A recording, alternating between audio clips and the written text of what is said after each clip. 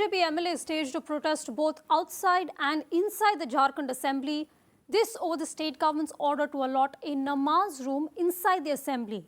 BJP leaders took on the chief minister and termed the order unconstitutional.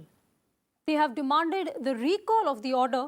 The speaker, remember, has allotted a room for offering namaz, prompting a demand from the BJP to similarly build a Hanuman temple and place of worship for other religions inside the assembly premises.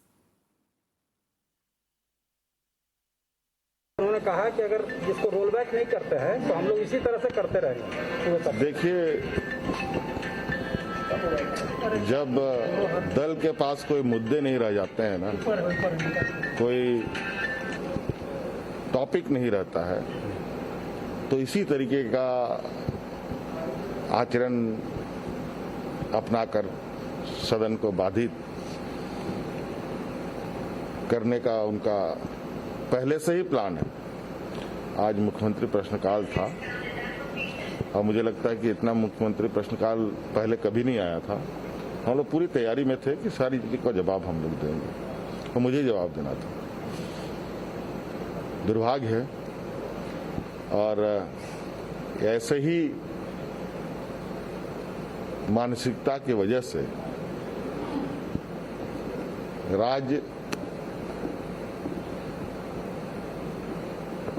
को विकास में जो गति मिलनी चाहिए वो नहीं मिल पाती। तो इसको अभी इसको सॉर्ट आउट कैसे करेंगे? मतलब ये जो है क्या चिट्ठी सवाल ही नहीं है तो सॉर्ट आउट होने का क्या मतलब है? हमको बात समझ में नहीं आता। बोल रहे ना, प्रार्थना स्थल कर दीजिए, नमाज स्थल नहीं कर रहे, बोल रहा है। अब अगले का इससे समाधान थोड़ी होने वाला है। इससे भी इनका समाधान नहीं होना है।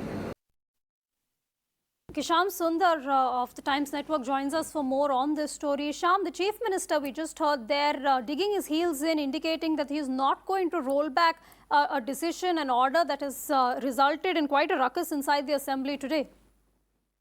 Well, yes, absolutely. Hemant Soren has clearly said that even if I get into the demands of the opposition parties, certainly they are not going to agree on it, because the way the opposition created ruckus today in the Assembly over the issue of allotment of a room for offering namaz inside the assembly premises. Now the proceedings of the House was disrupted. The BJP MLAs sat on the stairs of the entrance of the assembly chanting Hanuman Chalisa and with placards of Hare Rama. And even when the proceedings of the House began, they rushed into the well chanting Jai Shri Ram, and they did not allow the House to operate.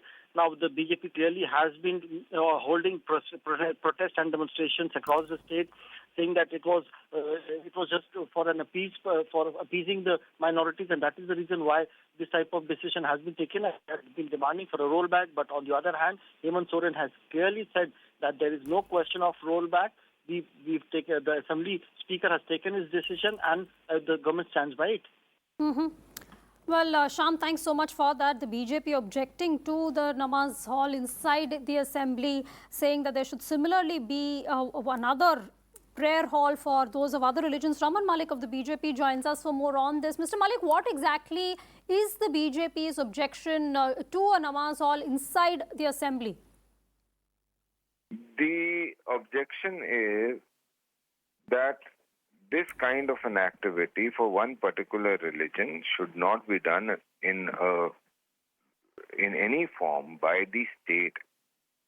The state being a part of the federal structure, which is governed under the Constitution of India, which is talking about secularism. Now, if the state is secular, then it cannot be partisan into any religious activity. And hence, if it cannot be partisan in any religious activity, then how can you have religious spaces between the legislative place? If somebody needs to pray, can go to any mosque nearby. Why in the vicinity?